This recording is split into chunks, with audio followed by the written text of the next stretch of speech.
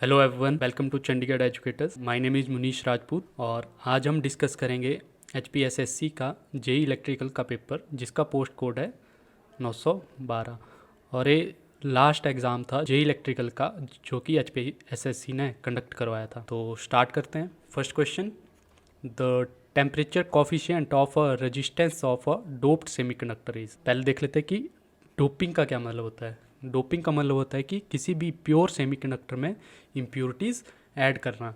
किसी भी pure semiconductor में इम्प्योरिटीज़ ऐड करने को हम डोपिंग बोलते हैं। और डोपिंग भी दो टाइप्स की होती है, एक होती है ट्राइवेलेंट। डोपिंग भी दो टाइप्स की होती है, एक होती है ट्राइवेलेंट और एक होती है पेंटावेलेंट। एक होती है पेंटावेलेंट। जो ट्राइवेलेंट डोपिंग होती है उसमें जो है हम थर्ड ग्रुप एलिमेंट्स का यूज़, जो पेंटावेलेंट इम्प्योरिटीज़ होती है उसमें हम फिफ्थ ग्रुप एलिमेंट्स का यूज़ करते हैं। तो जब प्योर सेमीकंडक्टर में हम ट्राइवेलेंट इम्प्योरिटीज़ को ऐड करते हैं तो हमें जो है पी टाइप सेमीकंडक्टर मिलते हैं।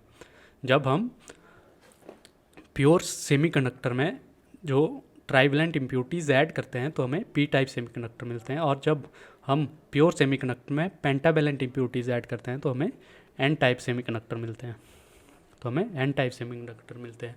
तो जो सेमीकंडक्टर होते हैं जब उनमें हम लाइटली डोपिंग करते हैं तो सेमीकंडक्टर में क्या होता है, बहुत ही कम जो है फ्री चार्ज कैरियर्स प्रेजेंट होते हैं उसके बैलेंस सेल में, और यही चार्ज कैरियर जो है वो कंडक्शन में हेल्प करते हैं। तो जब सेमीकंडक्टर होता है उसमें जो है चार्ज कैरियर बहुत ही कम होते हैं। तो जैसे ही हम टेम्परेचर इंक्रीज़ करते हैं तो जो सेमीकंडक्टर का जो कोवलेंट बॉन्ड होते हैं वो ब्रेक होना स्टार्ट हो जाते हैं, और जब कोवलेंट बॉन्ड ब्रेक होते हैं तो वो इलेक्ट्रॉन होल पेयर या हम बोल सकते हैं कि चार्ज कैरियर्स को जनरेट करते हैं।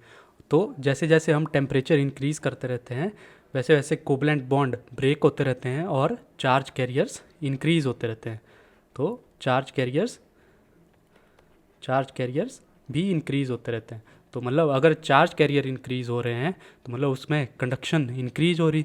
तो अगर कंडक्शन इंक्रीज़ हो रहा तो इसका मतलब क्या हुआ, रेजिस्टेंस डिक्रीज़ हो रही है।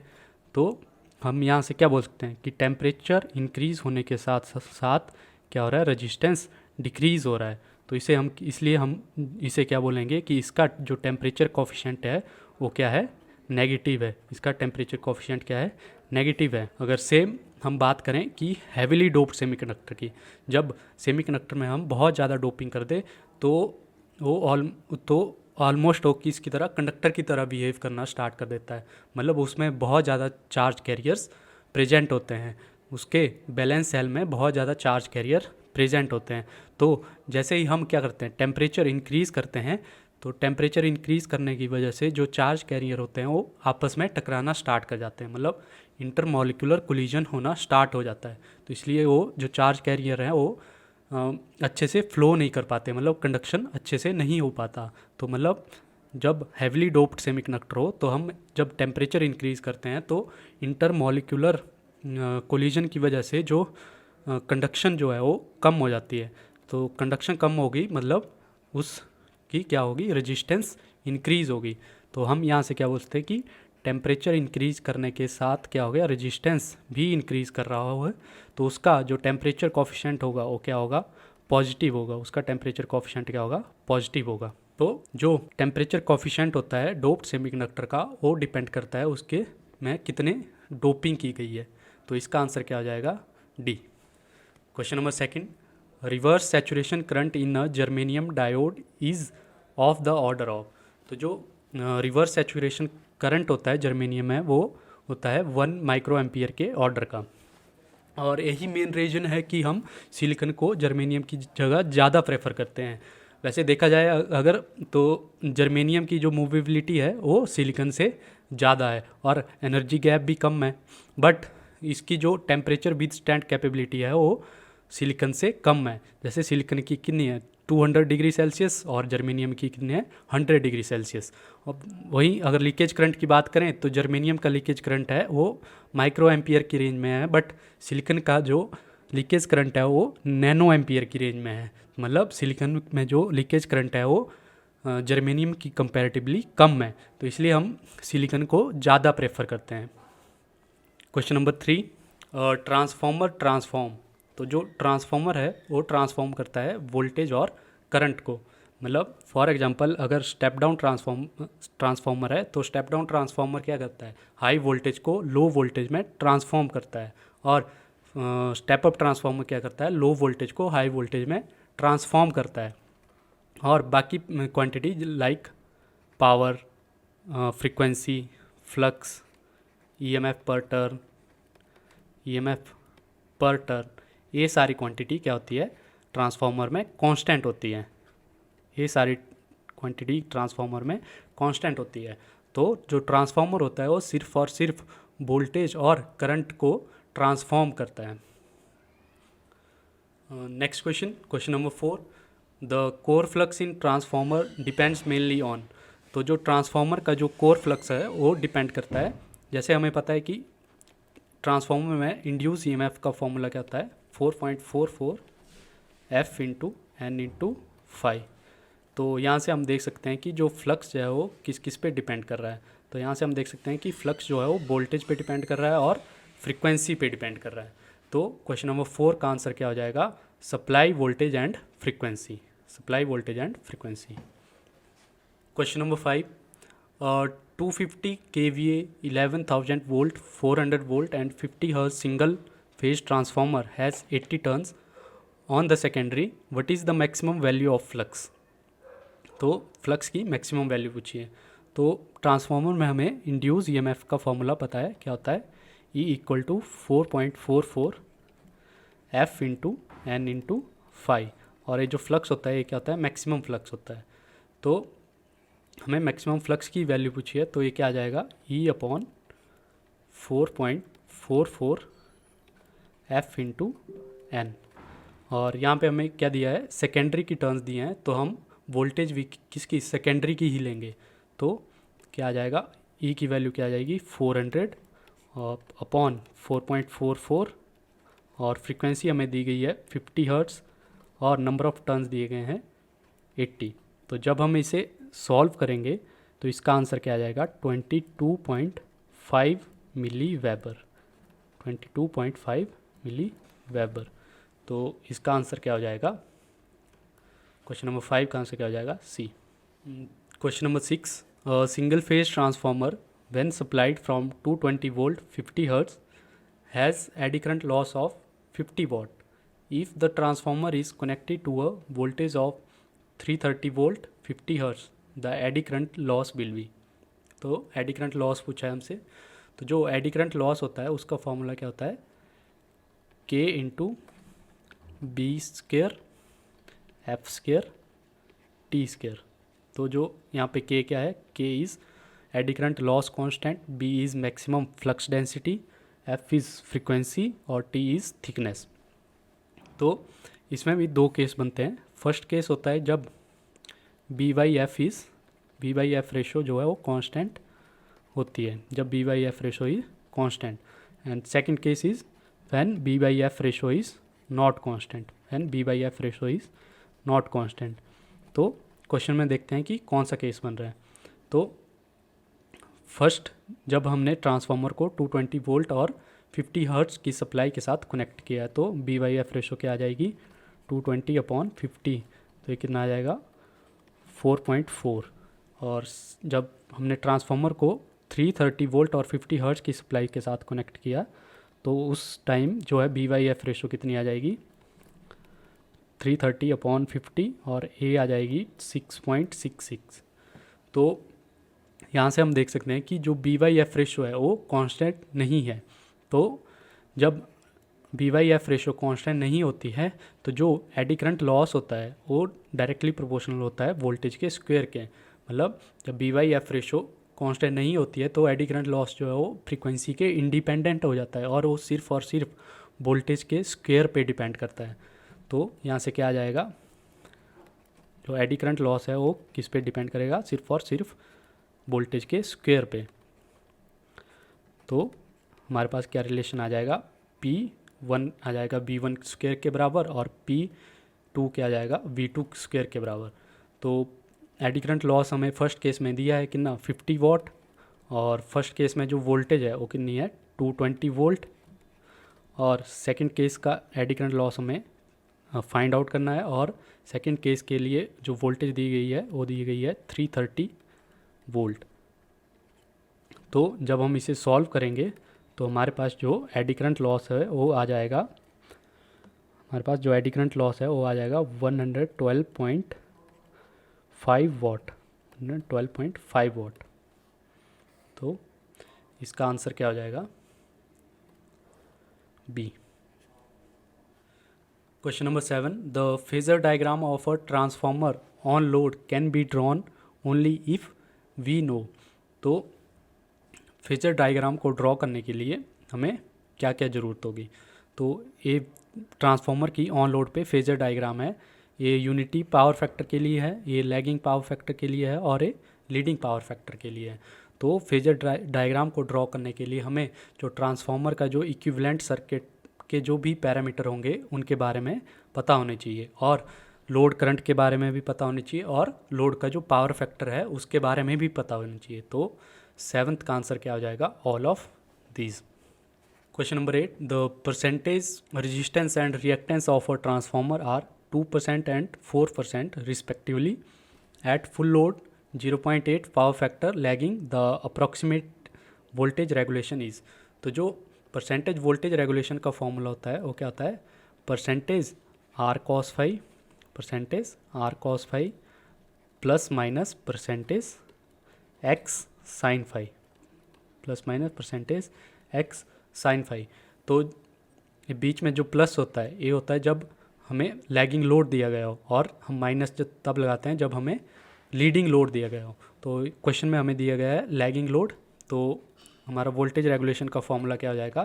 Percentage R cos phi, percentage R cos phi plus percentage X sine phi, percentage X sine phi, क्योंकि लोड का जो पावर फैक्टर है वो लैगिंग दिया गया है। तो परसेंटेज आर की वैल्यू कितनी दी गई है? 2%, और कॉस फाई क्या होगा? पावर फैक्टर, और पावर फैक्टर की वैल्यू हमें दी गई है 0.8, पावर फैक्टर की वैल्यू दी गई है 0.8, और परसेंटेज एक्स की वैल्यू दी गई है 4%, और जब कॉस फाई क्या है 0.8 तो साइन फाई की वैल्यू कितनी आ जाएगी? 0.6। तो जब हम इसे सॉल्व करेंगे तो ए आ जाएगा 4%। तो क्वेश्चन नंबर 8 का आंसर क्या हो जाएगा? 4%, डी।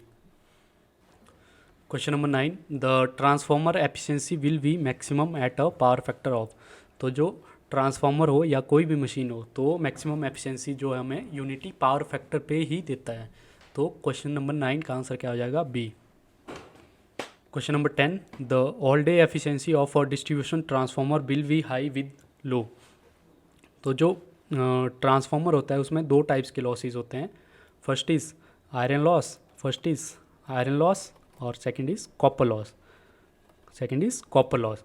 तो जो आयरन लॉस होते हैं वो ट्रांसफॉर्मर की कोर में हो रहे होते हैं और वो पूरा दिन हो रहे होते हैं, और जो कॉपर लॉस होते हैं वो डिपेंड करते हैं लोडिंग पे। और डिस्ट्रीब्यूशन ट्रांसफॉर्मर की बात करें तो डिस्ट्रीब्यूशन ट्रांसफॉर्मर जो है उसकी लोडिंग पूरा दिन जो है वेरी करते रहती है, मतलब डिस्ट्रीब्यूशन ट्रांसफॉर्मर की लोडिंग 50 to 70% के बीच में वेरी करती है। तो जब हमें डिस्ट्रीब्यूशन ट्रांसफॉर्मर की एफिशिएंसी मेज़र करनी हो तो हम उसे ऑर्डिनरी एफिशिएंसी से इसकी डिस्ट्रीब्यूशन ट्रांसफॉर्मर की जो है वो परफॉर्मेंस को जज नहीं कर सकते, इसलिए हम डिस्ट्रीब्यूशन ट्रांसफॉर्मर के लिए यूज करते हैं ऑल डे एफिशिएंसी का। और बट हमें क्वेश्चन में पूछा है कि डिस्ट्रीब्यूशन ट्रांसफॉर्मर की एफिशिएंसी हाई कब होगी? तो डिस्ट्रीब्यूशन ट्रांसफॉर्मर की एफिशिएंसी हाई तभी होगी जब उसके जितने भी उसमें लॉस हो रहे होंगे वो सारे के सारे लॉसेस क्या होंगे? लो होंगे। तो क्वेश्चन नंबर 10 का आंसर क्या हो जाएगा? D. Question number 11, distribution transformer is selected on the basis of. तो जो डिस्ट्रीब्यूशन ट्रांसफॉर्मर होता है, जैसे हमने लास्ट क्वेश्चन में भी डिस्कस किया कि डिस्ट्रीब्यूशन ट्रांसफॉर्मर की जो परफॉर्मेंस है वो हम ऑर्डिनरी एफिशिएंसी से जज नहीं कर सकते, इसलिए हम डिस्ट्रीब्यूशन ट्रांसफॉर्मर के लिए या डिस्ट्रीब्यूशन ट्रांसफॉर्मर की एफिशिएंसी को मेज़र या जज करने के लिए हम यूज करते हैं ऑल डे एफिशिएंसी का। तो क्वेश्चन नंबर 11 का आंसर क्या हो जाएगा? C. Question number 12, the winding used in 3-phase shell type transformer is. तो जो सेल टाइप ट्रांसफॉर्मर होता है उसमें हम कौन सी वाइंडिंग यूज़ करते हैं? तो this is shell type transformer. तो सेल टाइप ट्रांसफॉर्मर में क्या होता है, जो वाइंडिंग करते हैं वो हम जो मिडल वाला लिम्स होता है उस पे ही करते हैं। और जो सेल टाइप ट्रांसफॉर्मर में जो वाइंडिंग हम यूज़ करते हैं वो सैंडविच टाइप वाइंडिंग करते हैं।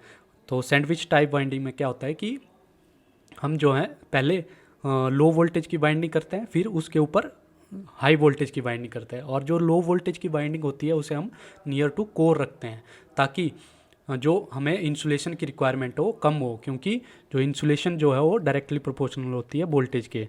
जो इंसुलेशन की रिक्वायरमेंट हमें होती है वो डायरेक्टली प्रोपोर्शनल होती है वोल्टेज के। इसीलिए हम पहले कोर के क्लोज में हम पहले लो वोल्टेज वाइंडिंग करते हैं, फिर उसके बाद हाई वोल्टेज वाइंडिंग करते हैं। तो क्वेश्चन नंबर 12 का आंसर क्या हो जाएगा, C. Question number 13, the most essential condition for parallel operation of two single phase transformer is that they should have same. तो ट्रांसफॉर्मर को जब भी हमें पैरेलल में ऑपरेट करवाना हो, मतलब दो या दो से ज़्यादा ट्रांसफॉर्मर को हमें पैरेलल में ऑपरेट कराना हो, तो उनके लिए कुछ कंडीशंस होती हैं। कुछ डिज़ायरेबल कंडीशन होती हैं, कुछ नेसेसरी कंडीशन होती है। मतलब डिज़ायरेबल कंडीशन का मतलब होता है कि अगर एक कंडीशन है अगर फुलफिल ना भी हो, फिर भी जो पैरेलल ऑपरेशन हो तो जाएगा, बट वो ऑप्टिमल नहीं होगा। और नेसेसरी कंडीशन जो होती हैं वो अगर नेसेसरी कंडीशन फुलफिल ना हो पाई तो जो पैरेलल ऑपरेशन होगा वो सक्सेसफुल नहीं हो पाएगा। तो डिज़ायरेबल कंडीशन में क्या क्या आता है कि जो ट्रांसफॉर्मर्स यूज़ करेंगे हम, उनकी टर्न रेशो सेम होनी चाहिए, या उनकी परसेंटेज इम्पीडेंस जो है वो सेम होनी चाहिए, या हम बोल सकते हैं कि उनकी जो है वो X/R रेशो जो है वो कांस्टेंट होनी चाहिए या सेम होनी चाहिए। और जो टैप चेंजर है उसकी जो पोजीशन होगी वो भी सेम होनी चाहिए। और अगर नेसेसरी कंडीशन की बात करें, मतलब नेसेसरी कंडीशन में मतलब कि एज कंडीशन जो है वो फुलफिल होनी ही चाहिए। तो नेसेसरी कंडीशन में क्या आ जाएगा, same phase angle shift, same polarity, और जो है वो सेम फेज सीक्वेंस होना चाहिए। और वो जितने भी ट्रांसफॉर्मर हम पैरेलल में यूज़ करेंगे उनका जो है वो सेम वेक्टर ग्रुप से बिलोंग करने चाहिए। और सबसे जो मस्ट कंडीशन या सबसे जो नेसेसरी कंडीशन है वो क्या है, सेम पोलैरिटी। सेम पोलैरिटी, तो जितने भी ट्रांसफॉर्मर हमें पैरेलल में ऑपरेट करेंगे उनकी जो पोलैरिटी वो है सेम होनी चाहिए। अदरवाइज़ उनमें एक सर्कुलेटिंग करंट फ्लो होना स्टार्ट हो जाएगा, जो कि बाद में ट्रांसफॉर्मर को जला सकता है, मतलब ट्रांसफॉर्मर को पूरी तरह डैमेज कर सकता है। तो क्वेश्चन नंबर 13 का आंसर क्या हो जाएगा, C. Question number 14, two transformer when operating in parallel will share the load depending upon which of the following. तो अगर हम दो ट्रांसफॉर्मर को पैरेलल में ऑपरेट कर रहे हैं और हम चाहते हैं कि वो जो लोड शेयर करेंगे वो अपनी केवीए रेटिंग के अकॉर्डिंग शेयर करेंगे, तो उसके लिए कुछ कंडीशंस होती हैं। तो फर्स्ट कंडीशन ये होगी कि अगर जो ओमिक इम्पीडेंस है, जो ओमिक इम्पीडेंस है ट्रांसफॉर्मर की, वो जो है इन्वर्सली प्रोपोर्शनल होनी चाहिए उनकी केवीए रेटिंग के। या सेकंड कंडीशन हम बोल सकते हैं कि दोनों ट्रांसफॉर्मर की जो परसेंटेज इम्पीडेंस है या पर यूनिट इम्पीडेंस है वो दोनों ट्रांसफॉर्मर की क्या होनी चाहिए, इक्वल होनी चाहिए। तो क्वेश्चन नंबर 14 का आंसर क्या हो जाएगा, पर unit impedance. Question number 15, stray losses are sum of. तो जो स्ट्रे लॉसेज होते हैं वो होते हैं iron loss plus mechanical loss. Stray losses होते हैं वो iron loss plus mechanical loss. और आयरन लॉसेज भी वो लॉसेज जो कोर के अलावा जितने भी मशीन में, मतलब कोर के अलावा जितने मशीन में कंडक्टिंग मटेरियल यूज़ करेंगे उनमें जो आयरन लॉस हो रहे होंगे उनको कंसीडर करेंगे। और जो मैकेनिकल लॉसिंग होंगे, मैकेनिकल लॉसेज में क्या क्या आ जाएंगे, फ्रिक्शनल लॉसेज और बियरिंग लॉसेज। तो 15 का आंसर क्या हो जाएगा, stray losses are sum of iron losses and mechanical losses. Question number 16, which of the following is not a part of DC machine. तो आर्मेचर भी डीसी मशीन का part है, कम्यूटेटर भी डीसी मशीन का part है, field winding भी DC machine का part है, बट जो डैम्पिंग वाइंडिंग या डैम्पर वाइंडिंग है जो है वो हम डीसी मशीन में यूज़ नहीं करते हैं। तो डैम्पर वाइंडिंग हम यूज़ करते हैं सिंक्रोनस मशीन में। डैम्पर वाइंडिंग हम यूज़ करते हैं सिंक्रोनस मशीन में। और सिंक्रोनस मशीन में भी हम सिंक्रोनस जनरेटर में जो है वो डैम्पिंग वाइंडिंग का यूज़ करते हैं हंटिंग को रिमूव करने के लिए। सिंक्रोनस जनरेटर में हम यूज़ करते हैं डैम्पिंग वाइंडिंग का हंटिंग को रिमूव करने के लिए। और सिंक्रोनस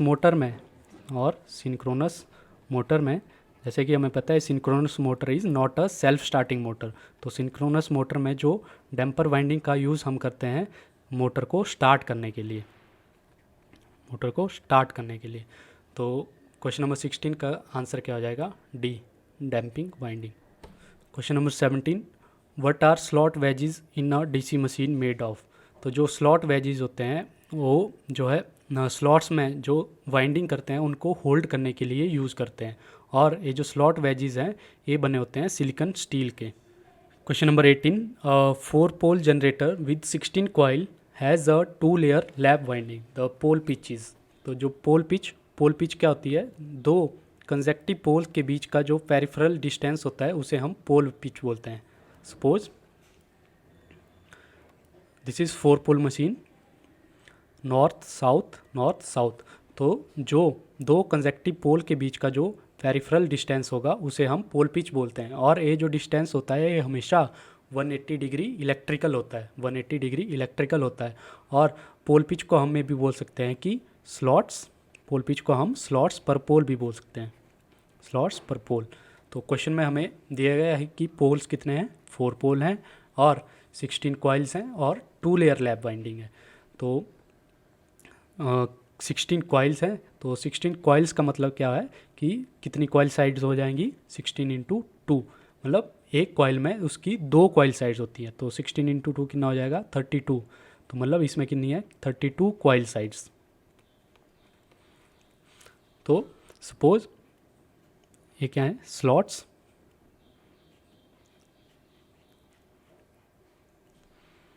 ये क्या है? स्लॉट्स। सपोज मान लो स्लॉट्स हैं, तो हर एक स्लॉट्स में एक हम कॉइल साइड रखते हैं, हर एक स्लॉट में हम एक कॉइल साइड रखते हैं। तो ये बात कर रहा हूँ मैं सिंगल लेयर वाइंडिंग की। जब हम डबल लेयर वाइंडिंग की बात करते हैं तो हर एक स्लॉट में क्या आ जाएगा? हर एक स्लॉट में 2 कॉइल साइड रखेंगे, हर एक स्लॉट में 2 कॉइल साइड रखेंगे। मतलब हम बोल सकते हैं कि हर एक स्लॉट्स में हर एक स्लॉट्स में एक कॉइल हम रख रहे हैं। तो मतलब नंबर ऑफ़ स्लॉट्स भी कितने हो जाएंगे? अगर 16 कॉइल्स हैं तो इसका मतलब क्या हुआ? अगर डबल लेयर वाइंडिंग है तो इसका मतलब क्या हुआ कि 16 ही हमारे पास क्या है? स्लॉट्स हैं, 16 ही हमारे पास स्लॉट्स हैं। तो और जो पोल पिच होती है, पोल पिच क्या होती है? स्लॉट्स पर पोल। तो स्लॉट्स कितने हमारे पास? 16, और पोल कितने हैं? 4। तो पोल पिच कितनी आ जाएगी? 4। Question number 19, the purpose of providing dummy coil in armature of a DC machine is. तो डमी कॉइल का यूज़ हम करते हैं जब डीसी मशीन में हम यूज़ कर रहे हो वेव वाइंडिंग। जब डीसी मशीन में जो आर्मेचर में हमने वेव वाइंडिंग की होती है तब हम डमी कॉइल्स का यूज़ करते हैं, क्योंकि जो वेव वाइंडिंग होती है उसमें जो नंबर ऑफ़ पैरेलल पाथ्स होते हैं वो सिर्फ 2 होते हैं, जो जिसकी वजह से है जो है वो आर्मेचर के कुछ स्लॉट जो हो एम्प्टी रह जाते हैं, और जिसकी वजह से जो मशीन है वो अनबैलेंस हो सकती है। तो उसी अनबैलेंसिंग को कम करने के लिए और उसी अनबैलेंसिंग को सही करने के लिए हम यूज़ करते हैं उन जो एम्प्टी स्लॉट्स होते हैं उनमें हम डमी कॉइल यूज़ करते हैं। तो जो डमी कॉइल होती है इनमें कोई भी इलेक्ट्रिकल कनेक्शन नहीं देते हैं, इनका सिर्फ और सिर्फ काम होता है रोटर को या आर्मेचर को मैकेनिकल बैलेंस प्रोवाइड करना। तो क्वेश्चन नंबर 19 का आंसर क्या हो जाएगा? C. Question number 20, the coil span. तो कॉइल स्पैन क्या होता है? ये मान लो एक कॉइल है और ये इसकी 2 साइड्स हैं, ये फर्स्ट साइड और ये सेकंड साइड। तो कॉइल स्पैन क्या होता है कि 2 कॉइल साइड के बीच का जो डिस्टेंस होता है उसे हम कॉइल स्पैन बोलते हैं। 2 कॉइल साइड के बीच का जो डिस्टेंस होता है उसे हम कॉइल साइड बोलते हैं। तो कॉइल्स भी हम जो बाइंडिंग करते हैं मशीन में वो 2 टाइप की होती हैं। एक होती शॉर्ट पिच वाइंडिंग, एक होती है शॉर्ट पिच वाइंडिंग, और एक होती है फुल पिच वाइंडिंग, एक होती फुल पिच वाइंडिंग। तो शॉर्ट पिच वाइंडिंग में क्या होता है कि जो कॉइल स्पैन होता है, शॉर्ट पिच वाइंडिंग में क्या होता है? कॉइल स्पैन जो है वो पोल पिच से कम होता है, पोल पिच से कम होता है। और फुल पिच में क्या होता है? जो कॉइल स्पैन होता है वो पोल पिच के बराबर होता है, पोल पिच के बराबर होता है। तो हम बोल सकते हैं कि जो कॉइल स्पैन है वो या तो पोल पिच के इक्वल भी हो सकता है और पोल पिच से कम भी हो सकता है। तो 20 का आंसर क्या आ जाएगा, मे और may not be exactly equal to pole pitch. Question number 21, in a DC machine the sparking between brushes and commutator surface may be due to. तो जो डीसी मशीन में जो है वो स्पार्किंग अंडर कम्यूटेशन की वजह से भी हो सकती है, ओवर कम्यूटेशन की वजह से भी हो सकती है और too rapid reversal of current की वजह से भी हो सकती है। बेसिकली कम्यूटेशन का मतलब क्या होता है कि जो डीसी मशीन के आर्मेचर में जो एसी करंट जो जनरेट हो रहा होता है उसे डीसी करंट में कन्वर्ट करने की जो प्रोसेस होती है उसे हम कम्यूटेशन बोलते हैं। तो अगर वही अंडर कम्यूटेशन होगी या ओवर कम्यूटेशन होगी या too rapid reversal of current होगा तो उसकी वजह से जो ब्रशेस में जो है वो स्पार्किंग देखने को मिल सकती है। तो क्वेश्चन नंबर 21 का आंसर क्या हो जाएगा, any of two our. Question number 22, the torque speed characteristics of a DC motor is. This is torque speed characteristics of DC motor और इस कैरेक्टरिस्टिक्स को हम बोलते हैं ड्रूपिंग कैरेक्टरिस्टिक्स। इस कैरेक्टरिस्टिक्स को हम क्या बोलते हैं, ड्रूपिंग। तो क्वेश्चन नंबर 22 का आंसर क्या हो जाएगा, B. Question number 23, when an electric train is moving down a hill the DC motor will operate as a DC. तो इलेक्ट्रिक ट्रेन की बात कर रहे हैं तो इलेक्ट्रिक ट्रेन में हमें पता है हम यूज़ करते हैं डीसी सीरीज़ मोटर का। इलेक्ट्रिक ट्रेन में हमें पता है हम यूज़ करते हैं डीसी सीरीज़ मोटर का। और हमें ये भी पता है कि मोटर को हम एज अ मोटर भी यूज़ कर सकते हैं और एज अ जनरेटर भी यूज़ कर सकते हैं। तो जब इलेक्ट्रिक ट्रेन जो है वो डाउन अ हिल जा रही होती है तो उसकी वजह से क्या हो जाता है, उसका जो बैक ईएमएफ है वो टर्मिनल वोल्टेज से ज़्यादा हो जाता है। तो जिसकी वजह से जो ये सीरीज़ मोटर है ये बिहेव करने लग जाती है सीरीज़ जनरेटर की तरह, सीरीज़ जनरेटर की तरह। और हमें पता है कि जब जो बैक ईएमएफ है वो टर्मिनल वोल्टेज की से ज़्यादा हो जाता है तो मोटर जो है एज अ जनरेटर वर्क करने लग जाती है। तो क्वेश्चन नंबर 23 का आंसर क्या हो जाएगा, B, series generator. Question number 24, the variable loss in a DC shunt machine is. तो मशीन में डीसी मशीन में दो टाइप्स के लॉस होते हैं, एक होते हैं आयरन लॉस और एक होते हैं कॉपर लॉस। तो आयरन लॉस क्या होते हैं, कांस्टेंट लॉस होते हैं। आयरन लॉस कांस्टेंट लॉस होते हैं क्योंकि ये लोड पे डिपेंड नहीं करते हैं। और कॉपर लॉस को हम वेरिएबल लॉस भी बोलते हैं क्योंकि ये जो कॉपर लॉस होते हैं ये डिपेंड करते हैं लोड पे, ये डिपेंड करते हैं लोड पे। तो क्वेश्चन नंबर 24 का आंसर क्या हो जाएगा, the variable loss in DC shunt machine is armature copper loss. Question number 25, in Swinburne test of determination of efficiency of a DC shunt machine the no load input power supplies. तो जो Swinburne test होता है वो use करते हैं हम DC shunt machine की efficiency को मेज़र करने के लिए और इस टेस्ट को हम नो लोड पे परफॉर्म करते हैं। और जो भी इस टेस्ट में जो भी हम नो लोड पे जो इनपुट पावर देते हैं वो सारी की सारी पावर हम देते हैं आयरन लॉसेस को कंपनसेट करने के लिए। तो जितनी भी हम उस स्विनबर्न टेस्ट में जितनी भी हम इनपुट सप्लाई देंगे तो उसका मतलब क्या होगा, वो सारे के सारे क्या होंगे, आयरन लॉसेस को कंपनसेट करने में यूज हो जाएगी। तो 25 का आंसर क्या हो जाएगा, B, iron losses. So thank you so much. अगर वीडियो अच्छी लगी हो तो please like share and subscribe. और अगर किसी भी क्वेश्चन में डाउट हो तो आप कमेंट करके बता सकते हो। Thank you.